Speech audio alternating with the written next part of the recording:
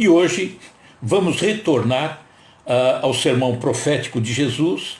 Talvez a gente termine hoje, para depois entrarmos nas parábolas que se referem a esse sermão profético.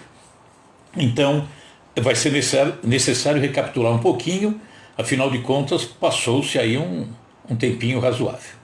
Então, recapitulando bem rapidinho, o sermão profético de Jesus, que ele nos deixou há 2000 anos atrás, no terceiro período, que foi considerado o terceiro período pelos teólogos, seria o período da grande tribulação, que culminaria com a segunda vinda de Jesus e o julgamento final, o juízo final, né? Então, para entender o juízo, esse juízo final, é necessário entender a reencarnação, conforme falamos, porque não somos seres acabados, nós somos diferentes, por enquanto, uns dos outros, e alguns com um pouquinho mais de evolução, outros um pouquinho menos, mas, enfim, estamos muito próximos, todos nós.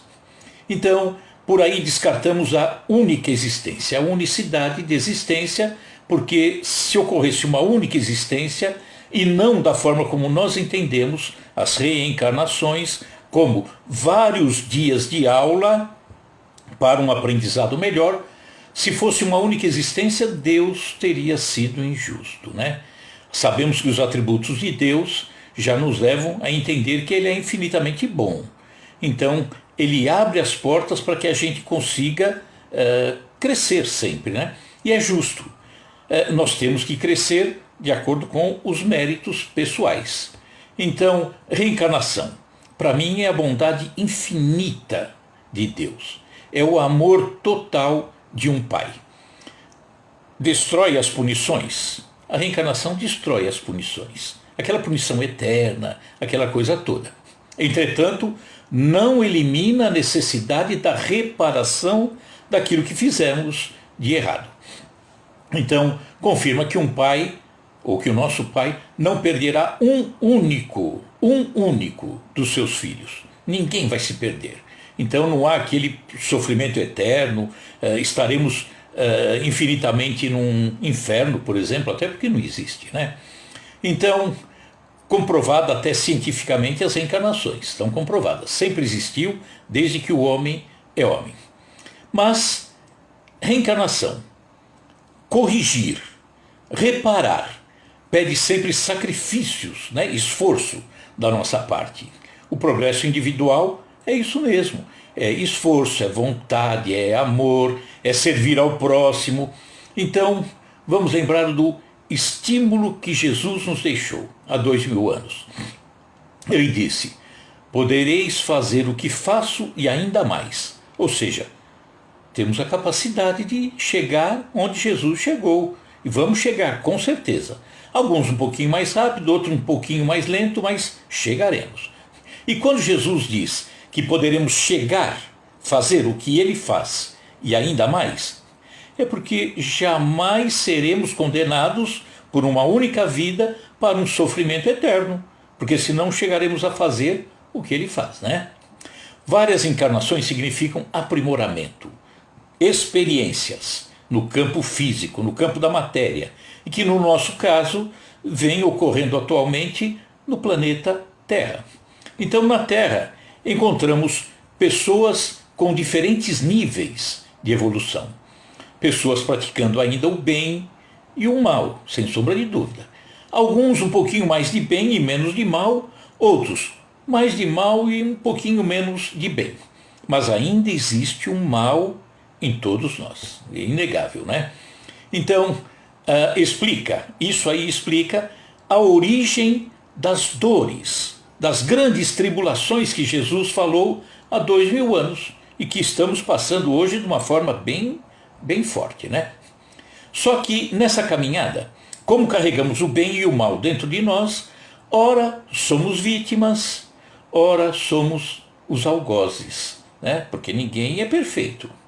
Então, as pessoas, umas são mais corretas e outras nem tanto, né? Com alguns problemas, dependendo para os maus valores. Então, em melhores condições morais, vamos pensar naqueles que estão em melhores condições morais. Eles, os que estão em melhores condições, aprendem com o bem que praticam e vivenciam, mas também aprendem com o mal que ainda cometem e que também vivenciam. Afinal de contas, ninguém é perfeito, né? Fazemos o bem, mas fazemos o mal também. Só que aqueles que estão em melhores situações são testados pelos que estão em piores condições, né? Somos testados. Não são, entretanto, inocentes padecendo injustamente. Quando falamos que nós somos testados por aqueles que estão no nível inferior, nós vemos como está a Terra hoje. Será que conseguimos sair de nossa casa com tranquilidade, sem risco nenhum? Será que temos tanta tranquilidade? Não. Não, por quê?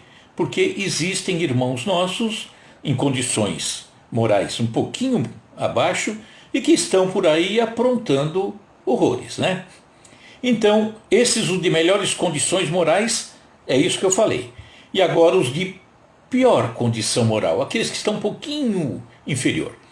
Eles testam, esses em condições inferiores, testam os que estão acima, em melhores condições. Jesus disse: o escândalo é necessário, mas ai de quem o pratica. Então, eles são também professores, esses irmãos que estão numa condição inferior, professores para os que se encontram em melhores situações, que praticaram erros, sem sombra de dúvida, no passado, né? E continuamos ainda, atualmente. E que aqueles que estão em condições melhores precisam colher os frutos daquilo que plantou no passado. No passado, em encarnações anteriores, mas anos atrás, meses atrás, dias atrás, afinal de contas, estamos errando sempre. Então, os que estão um pouquinho melhores estão aprendendo com o mal praticado, o mal sofrido, né? E chega a hora em que que se querem mais para o lado do bem, querem praticar mais o bem. Então, os que estão melhores, que estão vivenciando dores, assassinatos, roubos, violências, chega um momento que eles querem se dedicar mais ao bem, eliminar um pouco do mal que ainda está neles.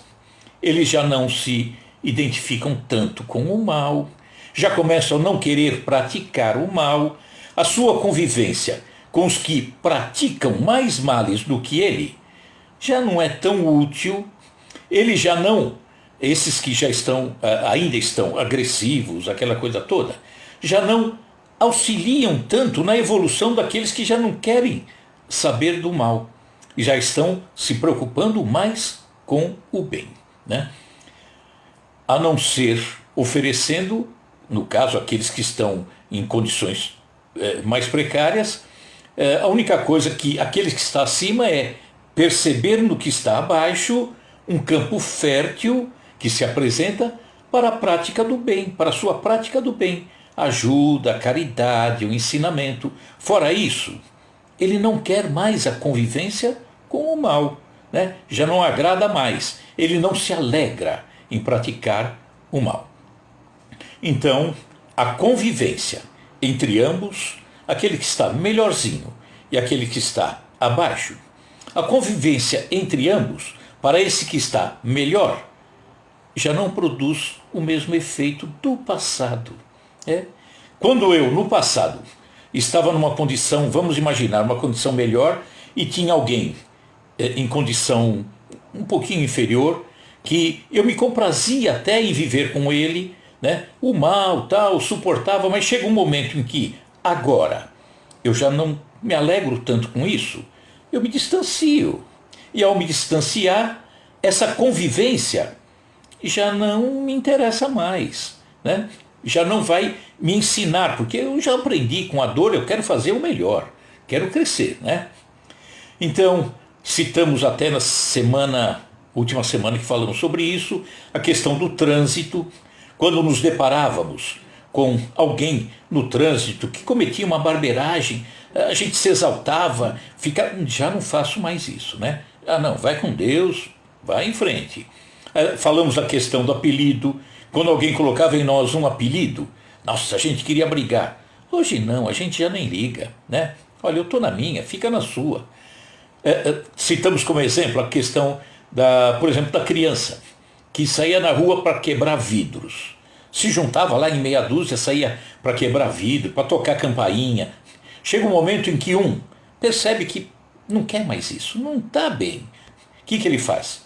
Se afasta, vai embora. Até os obsessores, né? Os espíritos obsessores que querem complicar a nossa caminhada, se perceber que a gente se desligou, ele sugeria que eu fizesse algo errado e eu fazia algo errado. Ele sugeria que eu agredisse alguém, eu agredia alguém. Agora, ele vem e sugere para que eu faça algo errado e eu digo, comigo não. E ele vai se cansando. E se cansando, ele vai procurar outro, né? Então, até nesse ponto, a nossa mudança para melhor desliga das companhias não tão boas.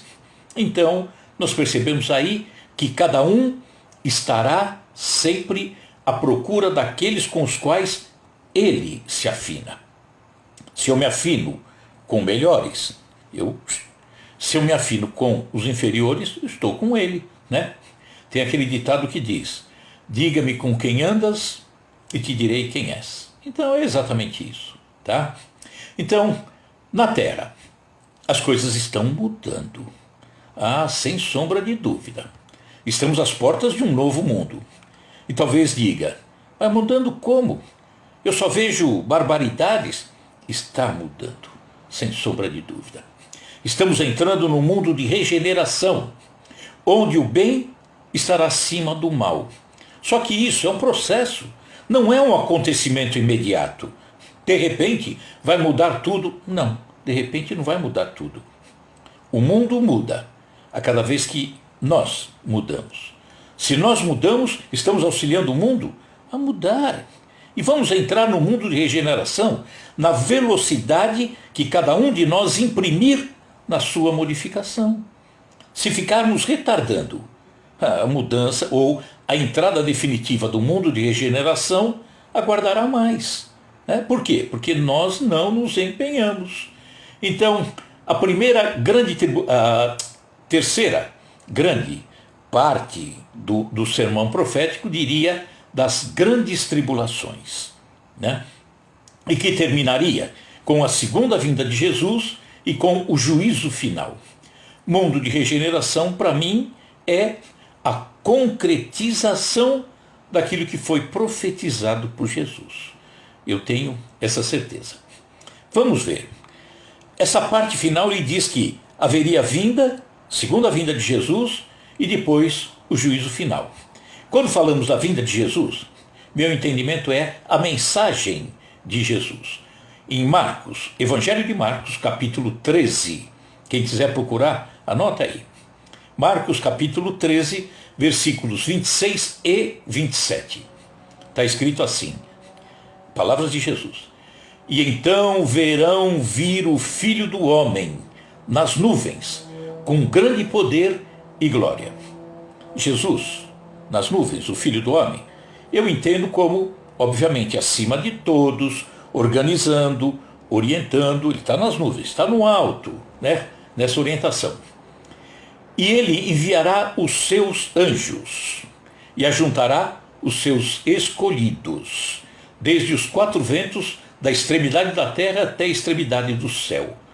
Óbvio que isso é alegoria, né? Muito comum nos orientais. E Jesus era oriental, ele era do Oriente, né?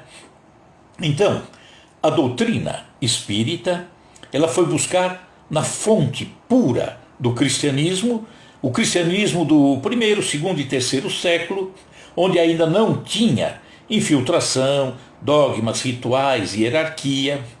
E aí nós temos agora a condição de entender essa vinda de Jesus, mas na mensagem, não ele fisicamente, até porque a rigor não surtiria efeito, ele vir fisicamente não mudaria aquilo que o homem entende hoje, né? Então, doutrina, orientações do Espírito de espíritos abnegados. As orientações que nós recebemos atualmente, que podemos entender como os anjos de Jesus. Então, Francisco de Assis, Santo Agostinho, nós falamos, Paulo de Tarso e outros, e estão aí nos trazendo sempre mensagens. Na doutrina espírita, nos livros básicos, nós vamos encontrar tantas mensagens desses espíritos tão grandes, né? Então, quando falamos de Marcos, Evangelho de Marcos, capítulo 13, e diz: e então vir o Filho do Homem nas nuvens, com grande poder e glória, e ele enviará os seus anjos. Está aí os anjos. Francisco de Assis não é um para nós? Quando falamos anjo, vamos tirar aquela figura do anjo, da asinha, mas vamos entender como um espírito de um grau de elevação muito superior, né? E eles são dessa forma. A doutrina também, ela tem muito o trabalho de médiuns, de abnegados, de trabalhadores da doutrina, encarnados, né? Por exemplo, médiuns, citando os mais recentes, Chico Xavier, Allan Kardec, o próprio Kardec, Bezerra de Menezes, Gandhi, Madre Teresa de Calcutá, Irmã Dulce, o próprio João Paulo II. Olha, quantos trabalhadores abnegados, não exatamente na doutrina, mas também não importa se é doutrina ou não, são trabalhadores abnegados da seara do Mestre, isso é o que importa. E aí nós vamos voltar para Marcos, né? Capítulo 13, versículo 27, quando ele diz: e ele enviará os seus anjos e ajuntará os seus escolhidos. Escolhidos, esses que eu falei, né? E quando eu falo escolhidos, não significa privilégio, não significa preferência nenhuma. Muitas vezes é questão até de compromisso, o médium, de resgate, que ele está nesse trabalho árduo, né? Em favor do bem. Por isso, estaria narrado no Evangelho de Marcos que ele enviará os anjos e ajuntará os escolhidos, desde os quatro ventos, dos quatro cantos da terra, isso e aquilo e tal. Então isso significa que a presença da espiritualidade nos ajudando e dos trabalhadores encarnados recebendo essa ajuda está em todos os cantos da terra, né? Mas hoje vamos falar sobre mundo de regeneração. E depois, se der tempo, falaremos do juízo final. Mundo de regeneração. Tudo evolui. Tudo. Nada fica parado. Nada fica estacionado. E vamos perceber que boa parcela da humanidade está evoluindo. Ah, mas será que está? Eu vejo tanta complicação. A grande maioria está evoluindo. Se nós pararmos, quantas pessoas nós temos na nossa família? Talvez algumas, 50 pessoas, 100. Pode ter um ou outro um pouquinho mais complicado. A grande maioria são pessoas de bem, que trabalham, cuidam da família, do filho, são pessoas corretas, honestas, a grande maioria. Se procurar na sua rua, mesma coisa. Minoria é que apronta. Então, esses que aprontam, eles aparecem, né? Aparecem na fita, como se fala. Por quê? Porque eles fazem barulho. E como fazem barulho? Assustam todos os demais. Tem uma pergunta no Livro dos Espíritos: por que o mal prospera? Porque o mal prospera sem sombra de dúvida, nós vemos isso, né? Porque os bons se omitem, os bons ficam quietos, os maus são barulhentos, inconvenientes, mal educados, eles aparecem. Veja a mídia, o que aparece lá? É só confusão, só a briga, só assassinato, só roubo. Então, a Terra está sendo levada a um novo patamar, que é um mundo de regeneração, onde o bem, como dissemos, começa a sobrepor o mal, ficará melhor. Mas que mundo? Bom, começa que o mundo somos nós. Nós somos o mundo. Não vai ser o planeta que irá se transformar por si só. Não tem isso. O planeta não muda por si só. E sim, as pessoas é que irão transformar esse planeta. Já estão transformando esse planeta. Por isso, dizemos que quando nos modificamos, o mundo se modificou. É necessário que façamos isso então. Para isso, Jesus nos deixou parábolas, nos alertando para esse momento tão especial, que na verdade não é um momento, é uma fase tão especial. Ele nos deixou parábolas, que o objetivo é nos preparar, nos conscientizar para melhorarmos, sobretudo nessa fase, né? Daqui para frente, quem não buscou melhorar, para que esteja em melhores condições quando essa mudança chegar mais no final, para que estejamos mais preparados quando chegar no final. Só que esse mundo novo, esse mundo de regeneração, onde o bem supera o mal, não será para todos. Não será para todos. Já estamos caminhando para um juízo final, tá? Só para os que se prepararam, só para os que se conscientizaram, só para os que se modificaram, só para aqueles que trabalharam no lado do bem, só aqueles que, mesmo imperfeitos, com tanta dificuldade, se preocupam em fazer o melhor sempre.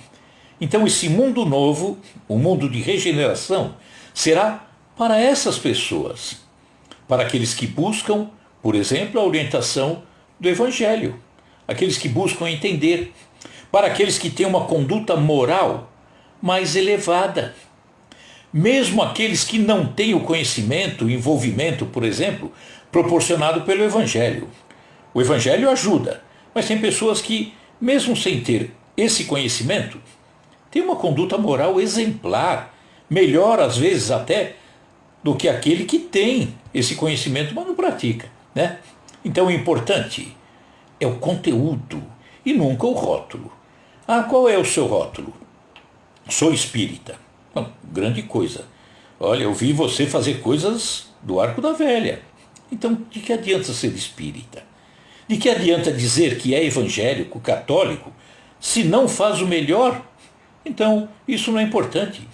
Nós vamos ver ateus, indígena que não conhece nada do evangelho, com caráter, com uma pessoa reta, honesta. Então, o que importa não é o rótulo, é o conteúdo. Por isso que Jesus disse, a cada um, segundo as suas obras. E ele não tem preocupação com o rótulo, não. Muitos religiosos, né, imaginam, né, dentro do entendimento, imaginam que fora daquela religião onde eles professam, não haveria, por exemplo, a salvação da pessoa. Ele está em outra religião, ou não tem religião, e o fulano não está salvo. Então, imagino que fora da religião não há salvação. Só que nós temos que excluir esse fanatismo, essa cegueira, as discriminações. E aí nós vamos ver a nossa doutrina, a doutrina espírita. Ela não diz, fora da doutrina não há salvação. Se você não for espírita, está fora. Não, ela não quer saber disso. A doutrina espírita diz, fora da caridade não há salvação. Ou seja, é fazer o bem. Não precisa ter o rótulo, não precisa ser espírita, não precisa ser nada. Fora da caridade não há salvação. Olha a posição de Kardec, o grande codificador da doutrina, falando a respeito das religiões. E ele disse assim, a melhor religião, você sabe qual é a melhor religião? A melhor religião é aquela que leva o homem a Deus. Qual é? A que eu estou, a que você está, a que o outro está, a que o vizinho está. Se está levando a Deus, para ele, que está seguindo de uma forma honesta, dedicada, séria, é a melhor religião. E por que eu vou dizer a ele, meu irmão, você é católico, você tem que ser espírita. Ele está no melhor para ele. Se vier me perguntar, eu explico. Mas não vou, goela abaixo, querendo enfiar a doutrina espírita nele. Pode ser que ele não aceite a minha explicação, a nossa doutrina, e acabe perdendo a fé que ele tem dentro da religião dele. Isso é falta de caridade, né? Se falamos dos bons, aí nós vamos perguntar: o que acontecerá com aqueles que não melhoraram ao longo do tempo? Vão para o inferno? Fogo eterno? Não, nada disso. Então, e o que acontecerá? Então, para eles, vai ser o seguinte: não serão rematriculados na terra. Simples, simples assim. Não tem mais vaga na terra para eles. É uma seleção natural. Estamos entrando no juízo final, tá? Então, acontecerão mudanças na terra que vão acabar inviabilizando o retorno deles para a terra. E é um processo. Isso vai acontecendo através do mecanismo da reencarnação. Essa é a chave de tudo. Essa é a chave. Então é a reencarnação que vai acabar fazendo ao longo do tempo com que alguns que partam não voltem e outros que partam e voltem. Tudo depende de encontrar a matrícula, né? Ser aceita a matrícula deles. Então, acontecerão mudanças que vão inviabilizar o retorno de alguns. E, óbvio, através da reencarnação. Então, nisto consiste o juízo final. Não retornar à Terra. É simples, não retornar à Terra. Vamos lembrar que mudanças não acontecem através de um evento. Ah não, agora a Terra está decretado, a partir de amanhã ela vai ser um mundo de regeneração. Não. As mudanças, como tudo no universo, é um processo. Vamos lembrar, por exemplo, da própria natureza, né? Eu tenho uma semente, limão. Eu planto a semente, espero, cuido do terreno, rego, pus o adobo, germina. Aí daqui a pouco aflora a arvorezinha. Vou cuidando, ela vai crescendo, encorpando, chega um momento em que ela vai dar frutos. E mesmo assim, ainda tenho que esperar o fruto amadurecer ao seu tempo. Então nada acontece de um instante para outro. Na semente não está o limão. Então tem todo um trabalho que a natureza vai fazer. A grande questão é a visão imediatista do homem, que não permite entender muitas coisas, porque muitas coisas acontecerão ao longo do tempo. E para nós, um ano é muito tempo, mas na nossa existência, séculos é nada, simplesmente nada. Vamos ver, olha, questão de tudo acontecer repentinamente. Há ainda quem acredite que Deus criou o mundo em 7 dias, né? Não pode ser. Essa fase na qual a Terra se encontra, essa mudança, nessa entrada para a regeneração, vamos falar de um caso similar que aconteceu há muitos e muitos milênios atrás. Então, um fato similar que aconteceu num orbe chamado Capela, na constelação de Cocheiro. Isso está no livro Exilados de Capela, de autoria de Edgar Armond, que foi publicado no ano 1949.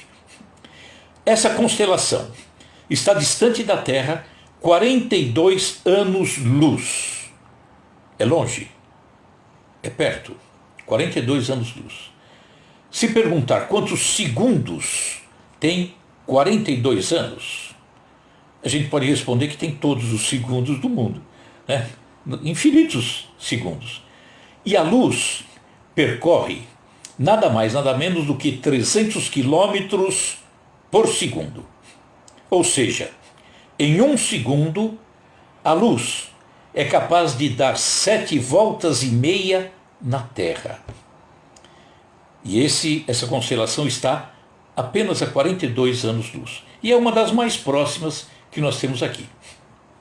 Naquela época, nessa mudança na qual a Terra se encontra hoje, haviam também os retardatários, a turminha da nota baixa, né? E nessa progressão desse mundo, eles não poderiam mais permanecer naquele local. Não iam ser matriculados novamente lá nesse planeta em Capela. Ou seja, não reencarnariam mais ali. Só que as coisas acontecem.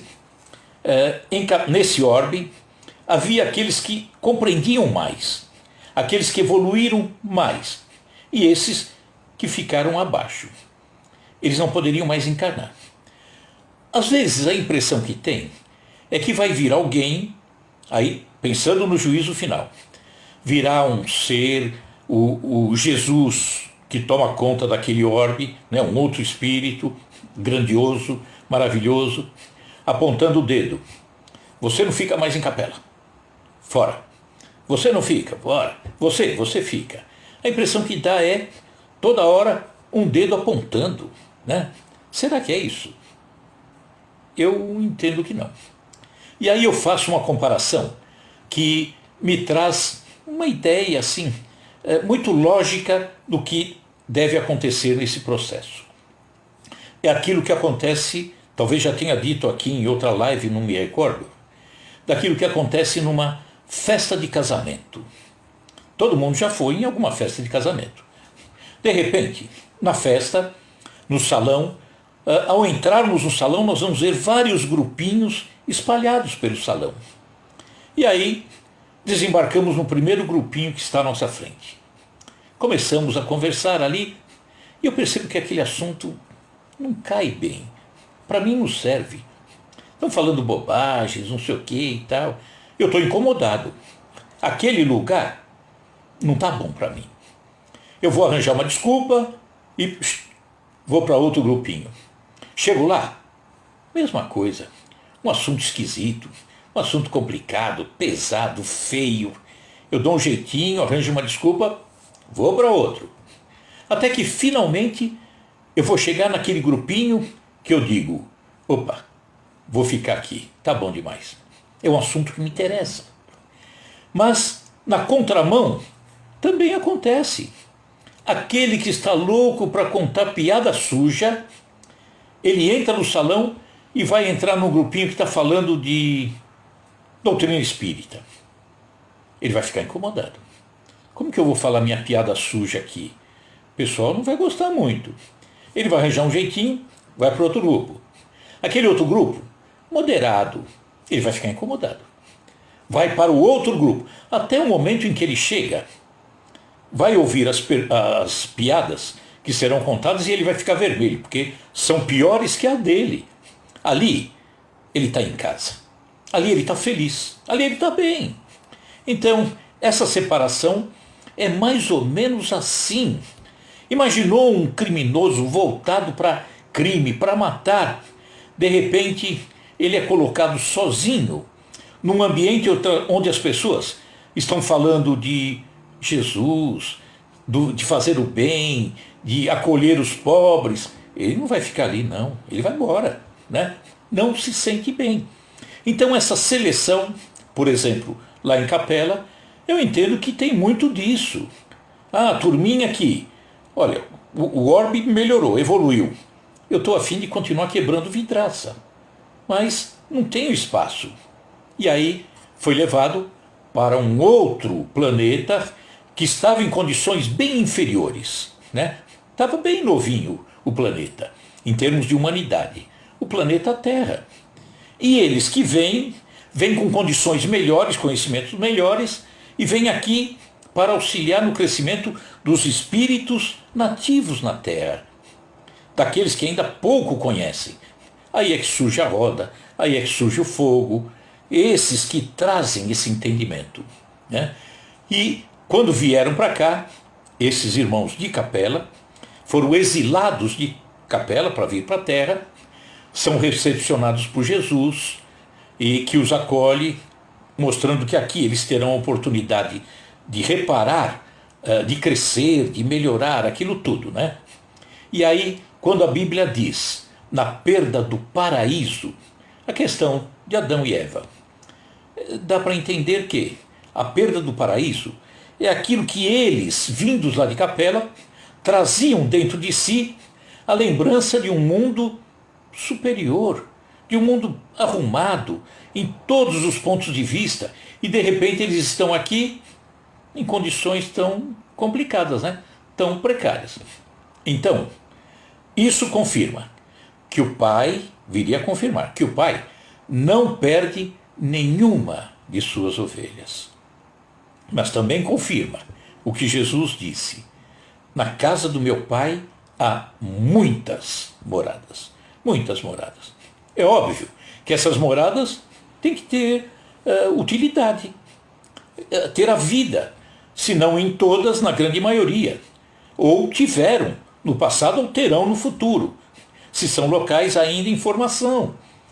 Deus não faria uma criação fantástica como é esse universo, apenas para recriar a visão dos terráqueos, né? Vai ser bonito o terráqueo ver. Eu não consigo ver mais nada. Então, para que coisas tão distantes que nem alcançamos e nem sabemos que existe?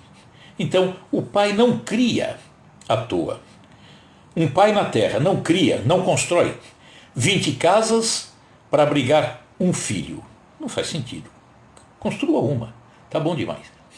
Então, sempre tendo em mente a pluralidade das existências, das encarnações, né? Reencarnações seguidas. Não vamos perder isso da mente, tá? É isso que faz sentido. Vamos ver, então, agora, inicialmente, situações só na vida física. Só aqui, nós encarnados. Vamos esquecer a condição de espírito. Vamos ver o que acontece na Terra para aqueles que estão vivendo aqui, nós que estamos aqui. Então, vamos excluir, por enquanto, a vida dos espíritos, tá? Então, Terra de hoje para os encarnados de hoje.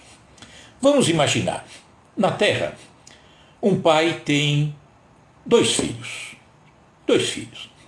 O pai ama esses filhos igualmente, né? Igualzinho, sem problema nenhum. Não faz qualquer diferença, qualquer distinção. Só que esses filhos, nascidos em épocas diferentes. O mais velho, 16 anos de idade, nesse exemplo. O mais novo, 6 anos de idade. 16 e 6. O filho mais velho tende a ter maiores conhecimentos, melhor conduta, melhor dedicação, mais comportamento, mais interessado no aprendizado. Esse filho mais velho tende a ser, o mais novo tende a ser mais afoito, inexperiente, erra demais, dá mais trabalho para o pai, faz muita bagunça. Então o comportamento do de 16 e o de 6 é muito diferente, né? É bem diferente. No dia a dia, notamos as diferenças entre ambos. No dia a dia, qualquer um nota. Se você tem um filho mais velho e outro bem mais novo, você percebe as diferenças. Vamos ver então que para cada um nós damos limites diferentes. O vocabulário deles é diferente, né? As atenções são diferentes. Os interesses são diferentes. Os cuidados são diferentes, né? Nós fazemos de acordo com a faixa de idade. Então, vamos comparar, estamos falando só da vida na Terra, hein? Vamos comparar a convivência desses 2 irmãos na vida escolar, tá? Vamos fazer uma comparação. E aí vamos perguntar. O mais velho, 16 anos, e o mais novo, apenas 6 anos, devem cursar a mesma sala de aula? Sentadinho na carteira, um e outro? Será que devem cursar? Exemplo, um com 16 anos, outro com 6, né? Vamos lá. O mais velho, ele é plenamente alfabetizado, vamos dizer assim, é disciplinado no horário, no comportamento, na limpeza, ele cumpre com suas obrigações, ele é interessado, quer aprender mais matérias, ser mais cobrado para poder aferir o seu rendimento, quer errar menos. Isso é o normal, né, de um de 16 anos. Pode ser que alguém conheça alguém, né, um filho aí que não seja bem assim. Esse de 16 anos tende a ser mais cuidadoso com seu material, com as dependências da escola, com a sua vestimenta, deve ser mais respeitador, respeita os professores, os seus colegas. Quanto à agressividade, violência, ele já dialoga mais, ele compreende melhor os outros, ele entende as dificuldades alheias, respeita os bens dos seus coleguinhas. Né? Esse é o mais velho, 16 anos. O mais novo, bom, vamos lá. Alfabetizado? Não. Disciplinado? Normalmente não, né? 6 anos de idade, meio complicado. Ele não sabe cumprir horário, comportamento às vezes é meio complicadinho, uniforme, joga papel no chão, dentro da sala, não é muito interessado em aprender mais matérias, ele não gosta de ser cobrado para aferir se ele aprendeu, ele não se preocupa em errar menos, é cuidadoso?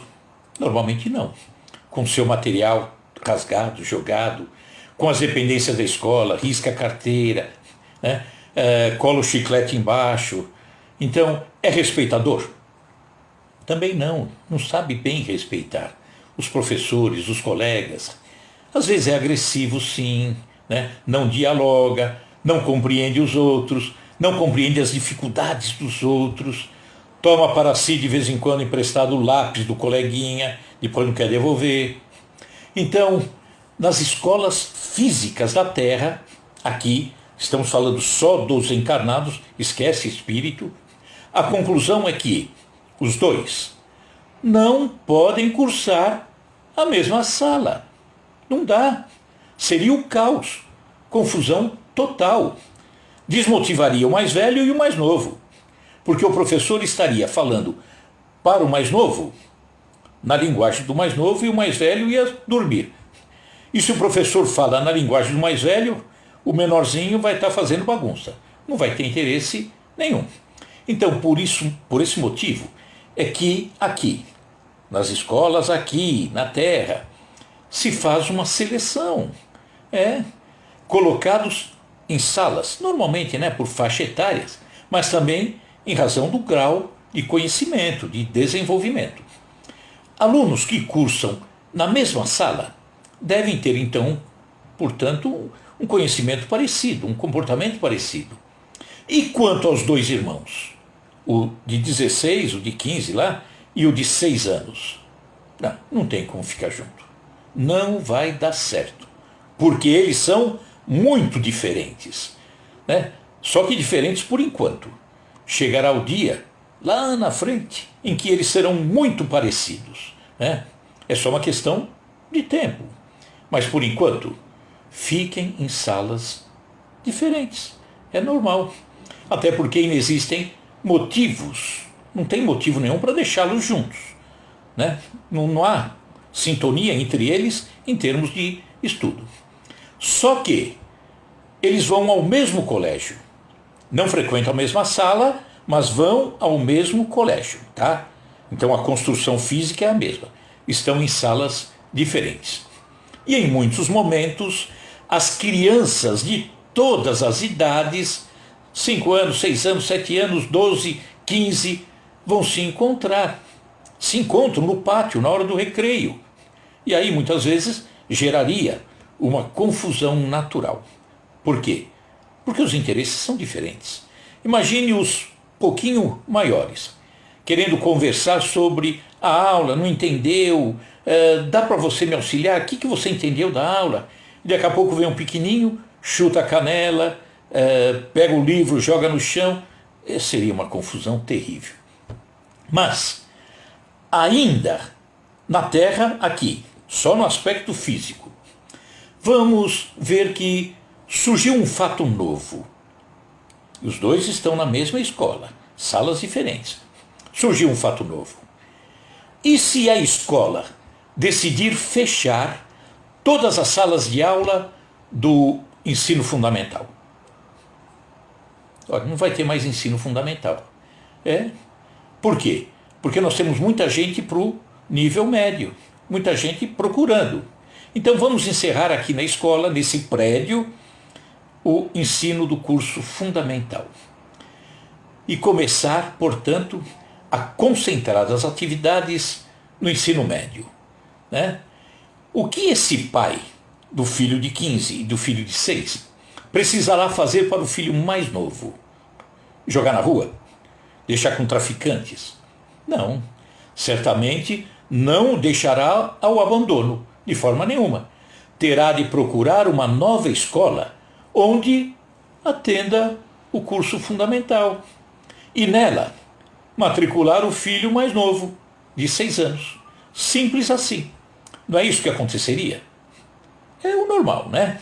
Então ficou fácil raciocinarmos esse juízo final a partir desse entendimento. Agora, vamos falar para a situação dos espíritos. Agora já não mais no campo encarnado, no campo físico, na escola física. Vamos falar dos espíritos.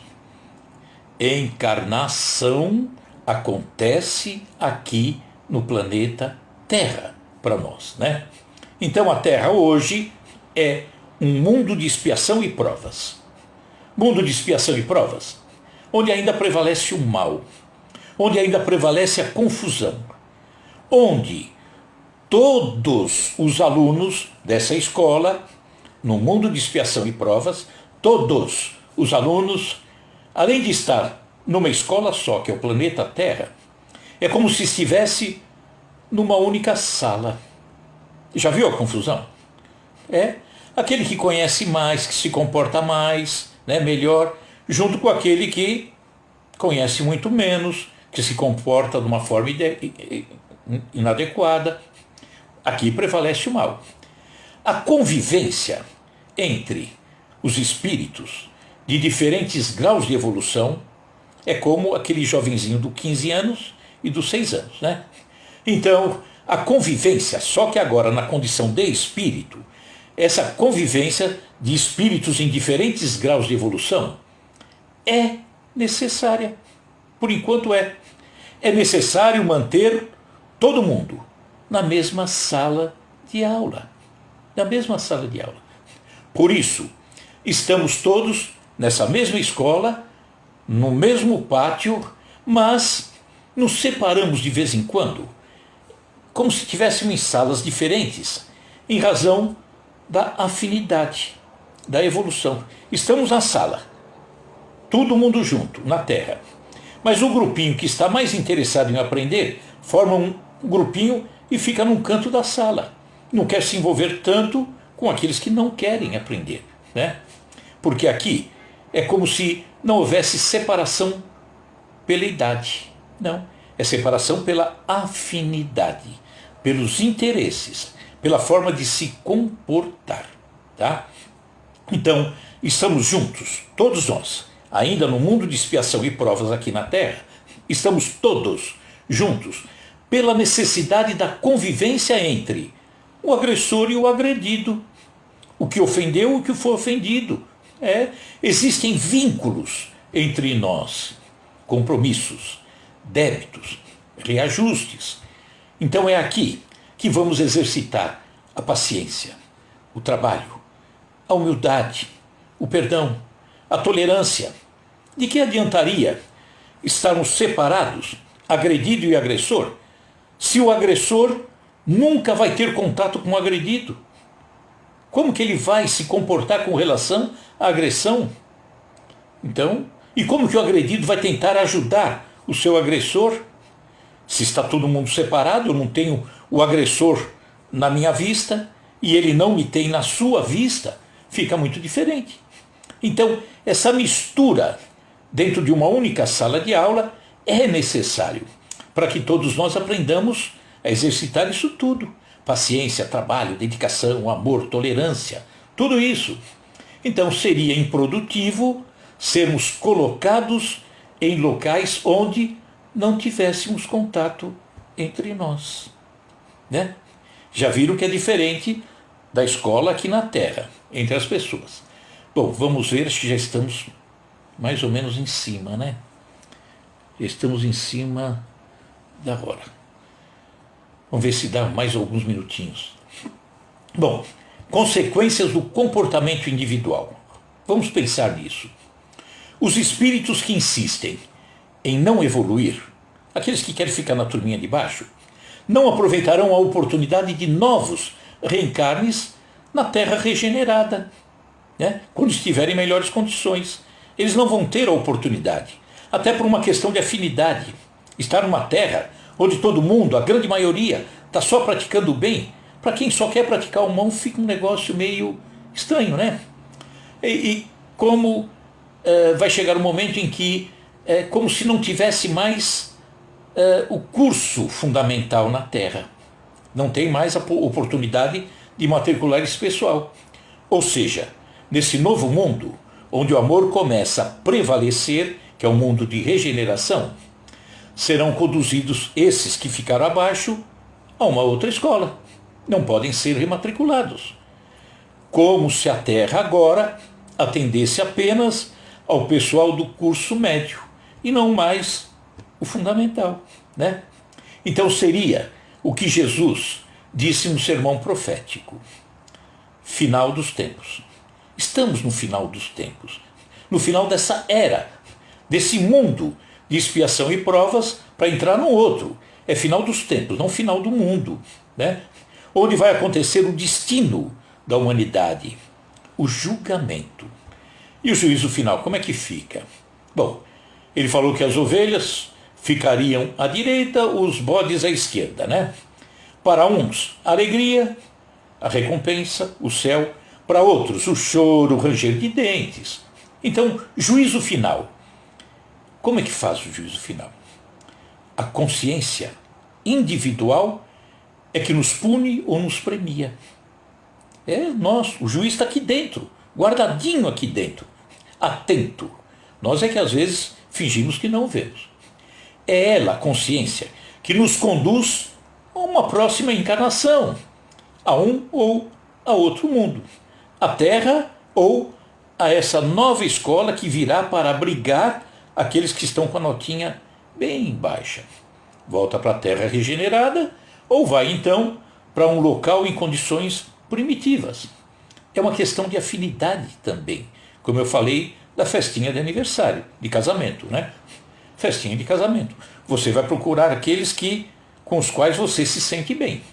Então, regeneração, falamos, não acontece num processo, acontece num processo, não num evento. O alerta de Jesus em suas parábolas é para que nos preparemos e que fiquemos vigiando. Por isso que ele deixou parábolas que nós vamos abordar na semana que vem. Por exemplo, a parábola dos talentos, chamando a atenção: olha, vê aí, hein? Eu te dei toda a oportunidade, te dei todos os meios para você evoluir. Se não evoluir, choro e ranger de dente. Vai para outro lugar. Próprio Simão Pedro, só para encerrar então agora. Simão Pedro, o discípulo Pedro, que esteve presente quando Jesus fez o sermão profético, ele colocou na carta dele, na segunda carta de Pedro, quem quiser procurar, segunda carta de Pedro, capítulo 3, versículos 10 a 13. Tá? Ele colocou na visão dele. E ele também era oriental, né? Então ele tinha toda aquela coisa toda.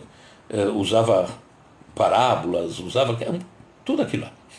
E ele escreveu assim, né? Que nós temos que depois dar uma filtrada para colocar no entendimento que eu entendo ser correto. Pedro disse: o dia do Senhor, porém, virá como um ladrão. Ele vem de repente. E agora? Não é o repente. Para nós é um processo. Os céus desaparecerão com um grande estrondo. Os elementos serão desfeitos pelo calor. E a terra e tudo que nela há será desnudada. É a confusão. Visto que tudo será assim desfeito, e muita coisa está sendo desfeita, né? Famílias, sociedade, leis, moral, muita coisa sendo desfeita. Visto que tudo assim será assim desfeito, que tipo de pessoas é necessário que vocês sejam? Pergunta Pedro. Vivam de maneira santa e piedosa, esperando o dia de Deus e apressando a sua vinda. Naquele dia os céus serão desfeitos pelo fogo e os elementos se derreterão pelo calor. Todavia, de acordo com a sua promessa, esperamos novos céus e nova terra, onde habite a justiça. Aí a gente já vai encaixando, né? Dentro daquilo que nós entendemos. Então, vamos nos preparar, tá? Para que não sejamos pegos, né? Sem uma situação complicada. Combinado? Esse era o entendimento. Com isso estamos encerrando o sermão profético, mas vamos falar sobre as parábolas. Combinado? Então, obrigado aí, Márcia Cristina. É isso mesmo. A Beth, tá? Um abraço também, todos vocês. Pessoal do Instagram, Psico Adriana Ribeiro, Áurea Manara, Marcos Espinosa, Maria Dulce. Boa noite a todos. Vamos então fechando os olhos para fazermos a prece. E é sempre, sempre, sempre agradecendo a Jesus por nos preparar, por nos orientar. É muito carinho, muito amor que Ele tem por todos. E precisamos então prestar atenção nele, para que não sejamos pegos de surpresa. Muita gente, Jesus, sabemos, diz assim: vou me interessar por isso, estudar isso, conhecer isso, quando for mais velho, quando tiver aposentado, quando tiver menos necessidades materiais. A gente não sabe a duração dessa nossa caminhada. Não sei quando desencarnarei. E ao desencarnar, vou levar comigo as conquistas que eu tenho, a bagagem que eu consegui amealhar. Tomara que ela seja boa. E se não for, terei que voltar. Terei que voltar para aprender mais, corrigir mais, amar mais, servir mais, cada vez mais. Então, obrigado, Jesus, por esses ensinamentos. E que todos nós aproveitemos bem dessa ajuda que você sempre nos dá. Esse amor que sempre nos dedica. Que assim seja, graças a Deus. Boa noite a todos. Obrigado, Luci, Sandra, todos vocês, Renata também. Obrigado por estarmos juntos, pela oportunidade, e que na semana que vem, novamente juntos, vamos falar da parábola dos talentos. Tá? Combinado? Forte abraço. A pandemia continua aí, então Jesus no coração e álcool em gel na mão. Abraço a todos, um beijo, fiquem com Deus e até semana que vem. Tá? Obrigado, pessoal. Tchau, tchau. Obrigado.